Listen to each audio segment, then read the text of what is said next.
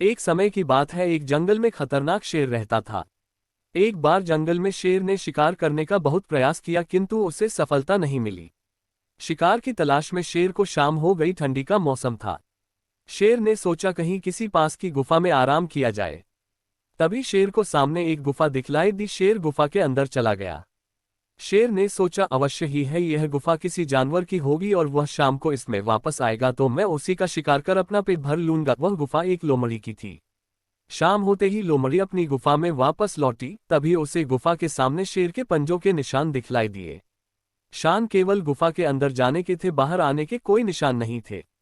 लोमड़ी बहुत चालाक थी। चालाक लोमड़ी को लगा कि अवश्य ही मेरी गुफा में कोई शेर चला गया है, अगर मैं गुफा में जाऊंगी तो वह मुझे आ जाएगा। तभी चालाक लोमड़ी के दिमाग में एक युक्ति सूझी।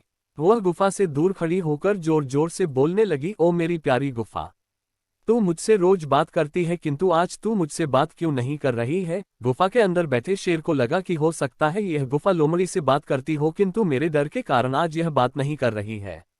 तभी दोबारा लोमड़ी बोली, मेरी गुफा तू मुझसे बात क्यों नहीं कर रही है? अगर तू मुझसे बात नहीं करेगी तो मैं वापस चली जाऊंगी।